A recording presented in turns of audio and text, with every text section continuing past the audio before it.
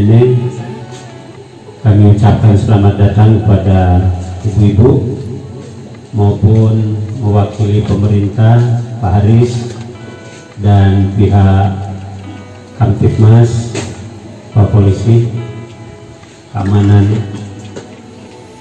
Sekali lagi kami ucapkan selamat datang di dalam acara pada sore hari ini, yaitu sosialisasi peraturan daerah tentang pengelolaan sampah. Jadi banyak sekali peraturan daerah yang ada di pemerintah daerah, tapi banyak juga yang tidak diketahui oleh masyarakat, sehingga sudah hampir 2 tahun terakhir, belum 2 tahun sih, baru 1 tahun lebih, hampir mau 2 tahun terakhir, kegiatan sosialisasi peraturan daerah ini dilakukan oleh pemerintah daerah bekerja sama dengan anggota DPRD Provinsi DKI Jakarta. Sebagai anggota DPRD mempunyai tugas dari pemerintah, yaitu untuk mensosialisasikan peraturan daerah yang telah diterbitkan oleh pemerintah daerah dengan DPRD DKI. Jadi hari ini sosialisasi peraturan daerah tentang pengolahan sampah. Nanti tanyain cara mengolah sampah, cara bikin bak sampah. Karena kita kemarin ada rencana ya, Bu RT, Mama Audi, Bu RT ini. Oh, di sini pakai Bu RT ini, Mama Audi. Kita kemarin ada rencana yang ada di sini nih, di lingkungan ini kita mau bikin hidroponik ya, hidroponik dari tempat itu pasang si botol aqua. Gitu. Jadi belum jadi nih. Kita mau bikin di sini, karenanya kemarin tertunda berapa minggu ya? Udah berapa minggu tertunda terus, jadi udah dibeli bibitnya, botolnya udah ngumpulin, akhirnya botolnya dijualin lagi. Mudah-mudahan ini setelah ini akhirnya kalau ingin kita belajar bareng-bareng cara membuat tanaman hidroponik yang di aqua itu, kita bisa nanti edukasinya, nanti beliau akan cari materinya gimana, edukasinya nanti cara itunya kita panggil Pak Kasudin Lingkungan Hidup DKI Jakarta Utara. Harusnya hari ini beliau saya undang, barangkali masih ada sibuk lagi urusin menghadapi banjir, beliau lagi bersih-bersih kali dan sungai, barangkali belum bisa hadir. Nanti kita belajar bareng-bareng di sini, dikumpul di belakang, kita cara membuat tanaman dari hidroponik tanpa bahan pengawet, itu bagaimana caranya nanti kita akan belajar di sini. Teman-teman, sahabat HNH, kalau nanti ada waktu kita akan di grup ya, di grup kita akan kasih tahu ngumpulnya di sini hari apa, jam berapa, kita akan belajar. Nanti juga Pak Haris boleh kita Pak Haris memberikan edukasi sini cara nanamnya. Nanti kalau sudah itu kita survei juga, kita kunjungan ke tempat-tempat di Kecamatan Cilincing yang sudah mempunyai tanaman. Kemarin saya ke Tugu Selatan di tembok-tembok rumahnya ditanemin hidroponik yang dari tempat aqua, ada yang dari botol gelas aqua, ada di sepanjang jalan itu ada di Tugu Selatan. Di Kelurahan Cilincing ada, kemarin saya sudah ngomong sama Pak Lurah, Pak Haji Sugiman, Pak Haji Sugiman, silakan pun kita sidang, kita belajar dulu dari situ. Oh, bisa kita praktekkan di sini. Kapan-kapan nanti pas ada waktu kita berapa orang perwakilan aja ya. Kalau itu semua banyak banget kita kan. 70 orang kan, waduh kita banyak. Perwakilan aja nanti kita ambil, kita ajak sidang, kita ajak kunjungan ke tempat di kelurahan sekecamatan Cilincing yang sudah mempunyai gangnya hijau, bisa ditanam-tanamin tanaman taman. Jadi kita bisa sampah itu bisa berfungsi sampah rumah tangga, sampah yang lainnya. Jadi sampah rumah tangga yang basah itu bisa dijadiin pupuk apa, terus yang keringnya bisa apa. Nanti kita minimal kita kunjungan ke kelurahan yang sudah membuat kampungnya jadi hijau, terus banyak pengolahan sampah sudah berubah menjadi sampah yang dikelola di rumah tangga, yang selebihnya baru dibuang ke tempat sampah. Yang mempunyai rumah ini termasuk ibu kita yang sekaligus memfasilitasi tempat ruangan ini sehingga bisa terlaksananya bisa dengan baik, dan alhamdulillah masanya cukup banyak ya. Ya karena memang nggak boleh undang banyak-banyak, anggota dewan dibatasi. Paling banyak itu 70 karena keterkaitan dengan COVID-19 Corona, supaya tidak terjadi penularan lagi, karena DKI masih tertinggi nomor 1 se-Indonesia. Saya mohon doa restunya, kasihan Bapak Gubernur kita, doakan supaya di Desember ini atau November besok sudah tuntas masalah COVID ini. Tapi tentunya tidak bisa Pak Gubernur beserta aparat dan anggota dewannya melaksanakan kegiatan tersebut tanpa kesadaran warga masyarakatnya.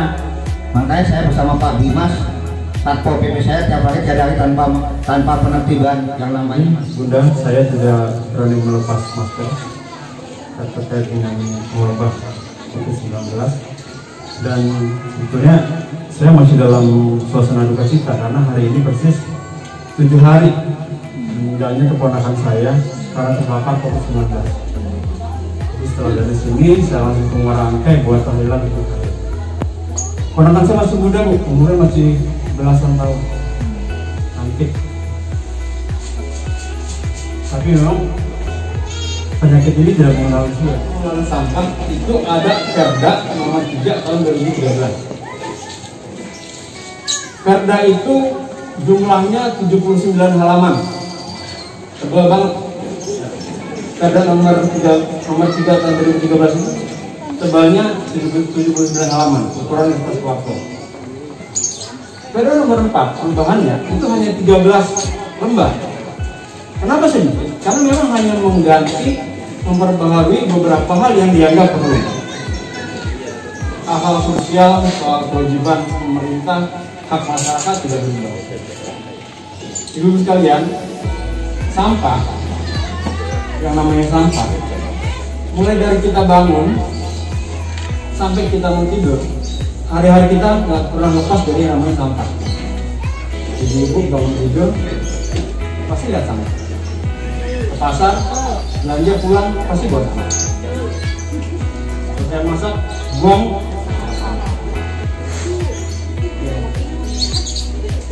Ini memang sampah ini sesuatu yang akrab sama kehidupan kita sehari-hari. Karena akrab kita dengan sampah. Dan selama ini banyak masyarakat yang memandang sebelah mata akan nilai keekonomian sampah. Ibu-ibu kan kalau kita perhatiin di tempat pembuangan air sampah, kan ada deh kalau truk datang Bekasi di bawah sana, ngangin sampah, kemulung berebutan tuh air sampah. Sehingga untuk menjadi pengelola sampah di Bantar Gebang, rebutan juga perusahaannya. Karena tahu sampahnya, perputaran uangnya memang sangat besar. Nah, karena sekarang kita sudah tahu perputaran uang sangat besar, kenapa kita tidak manfaatkan dari rumah? Bagaimana cara kita pilah sampah? Sampah-sampah yang punya nilai keekonomian kita sisihkan. Kayak plastik, botol aqua, botol minuman seperti ini bisa dijual kan? Bahkan kalau tahu tekniknya, kalau kita jual seperti ini saja, jumlah 1 kilo itu besar, kemasannya juga besar. Tapi kalau tahu tekniknya, setelah botol ini kosong, diremas, botolnya dipisahin, botolnya dijual tersendiri karena harganya lebih mahal. Nah, kan ibu nggak tahu ya yang gitu-gitu ya. Yang tahu siapa? Ya, tukang dari sampah.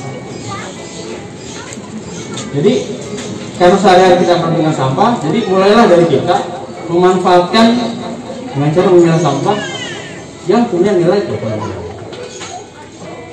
Yang kedua, kenapa pemerintah daerah DKI Jakarta sekarang melarang keras penggunaan kantong plastik, terutama di pasar-pasar modern. Pasar-pasar modern tuh Indomaret, Alfa, ya, gantinya goodie bag kan. Kalau kita nggak bawa kantong dari rumah, ya kita harus beli goodie bag. Kenapa pemerintah daerah DKI melarang penggunaan kantong plastik? Karena kantong plastik itu sulit tuh diurainya. Kalau kita buang ke tanah, kita kubur, 100 tahun belum hancur. Apalagi kantong plastik yang berwarna hitam. Atas alasan itulah kemudian maka pemerintah daerah DKI melarang penggunaan kantong plastik. Sebetulnya bukan cuma di pasar-pasar modern, tapi di seluruh pasar. Tapi ya kalau di warung-warung tetangga masih pakai kantong plastik, ya harap maklum lah, kan nggak mungkin tetangga kita jualan goodie bag. Ada tinggal balik, ada kewajiban pemerintah daerah, ada hak masyarakat. Ada hak masyarakat berarti ada kewajiban juga masyarakat. Dan hak pemerintah daerah, misalnya untuk menjaga kebersihan, pemerintah daerah menyiapkan tempat sampah. Nah, kewajiban kita sebagai masyarakat menjaga tempat sampah ini tetap utuh, tetap ada di tempatnya dan tetap berguna sebagaimana mestinya. Yang udah disiapin tempat sampah yang hijau warna itu, ini merah hijau, tapi kita nggak bisa menjaga. Sudah disiapkan tempat sampah, tapi malah membuang sampahnya sembarangan. Tempat-tempat sampah yang berwarna-warni itu sebetulnya memberikan kesempatan kepada kita untuk melakukan pemilahan sampah. Tanya ibu. Siapa yang mau bertanya? Ayo, 3 aja, jangan banyak-banyak. Ayo. Ya. Satu aja pertanyaannya.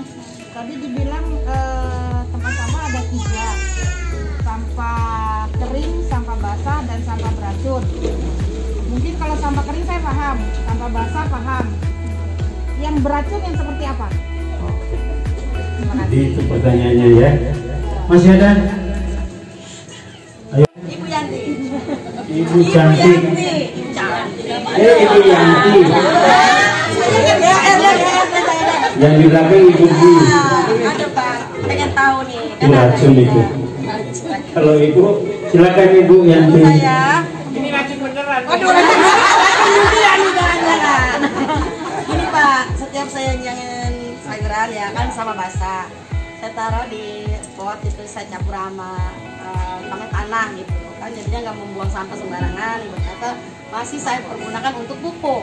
Nah itu campur ya kompos, itu campurannya yang saya pengen tahu apa-apa urea apa-apa gitu supaya tanah itu bagus, subur gitu loh Pak. Begitu. Oh, campurannya ya. Nah itu yang saya pengen tahu. Oke. Satu lagi. Soal tempat sampah yang berwarna-warni tadi.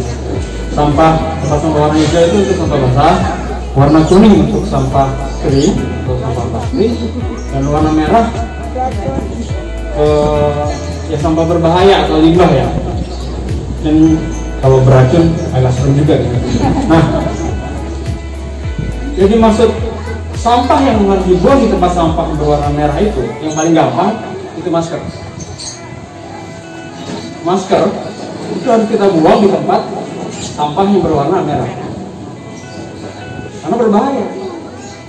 Sampah medis itu harus dibuang di tempat yang berwarna merah. Bekas-bekas obat kan ada tuh obat-obat yang expired ya, buang di tempat yang berwarna itu Bu ya. Itu Bu ya contohnya ya, contoh paling sederhana. Kalau semacam kayak bekas sisa odol, sampo, itu kan ada kimia juga kan ya. Itu termasuk dibuang ke tempat sampah yang merah. Kalau yang bekas-bekas apa namanya odol, home appliances ya, bekas kebutuhan rumah tangga, itu kadar kimianya tidak berbahaya dan sudah habis biasanya kan? Iya. Sudah habis baru dibuang masanya. Kalau kayak spray harus dibuang ke tempat sampah yang berwarna merah. Itu yang merah ya. Iya. Ya. Ibu Yanti, kompos. Saya berterima kasih Ibu. Saya belum ngomong soal kompos, Ibu sudah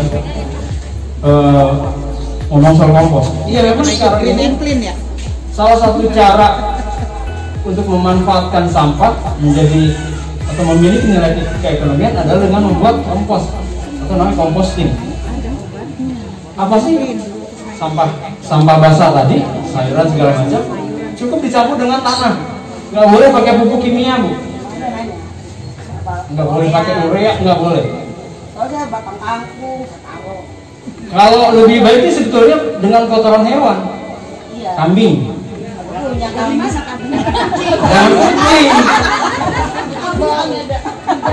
Jangan kucing, kambing atau kerbau, sapi. Iya. Kalau nggak ada ya. Nggak boleh pakai bahan kimia, nggak boleh pakai tambah pupuk urea. Buat apa kita bikin kompos kalau harus tambah pupuk urea lagi? Ya. Oh, sama nanam juga Pak, nanam yang bermanfaat, macam katuk, daun kayak uduk, cabai gitu, buat apa hidup? Ya, buat hidup ya. Tapi biasanya sih. Tapi besok berucap di rumahnya. Lanjut. Jadi ibu-ibu, apa yang dilakukan oleh Bu Yanti tadi sudah betul ya, dan sebaiknya dicontoh.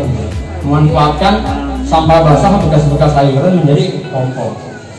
Hal lain yang perlu saya sampaikan adalah pemanfaatan bank sampah. Di mana-mana bank sampah itu gagal. Banyak gagalnya daripada berhasilnya. Tapi saya pernah melihat satu bank sampah di Jakarta Timur itu berhasil. Kenapa berhasil? Kesadaran masyarakatnya tinggi. Kedua, rumahnya komplek, Bu. Kalau rumah komplek kan relatif gampang ngaturnya gitu ya. Kalau rumah kayak di kampung ini kan susah. Tapi memang keberhasilan bank sampah itu juga dipengaruhi oleh keseriusan kita mengelola sampah. Jadi di komplek itu tiap hari Minggu pagi ibu-ibu tuh bawa dari rumah bawa sampahnya ke bank sampah, ditimbang. Di sana udah ada pengepulnya nungguin. Iya, dijual. Tapi uangnya nggak boleh diminta, Bu, nggak boleh diambil.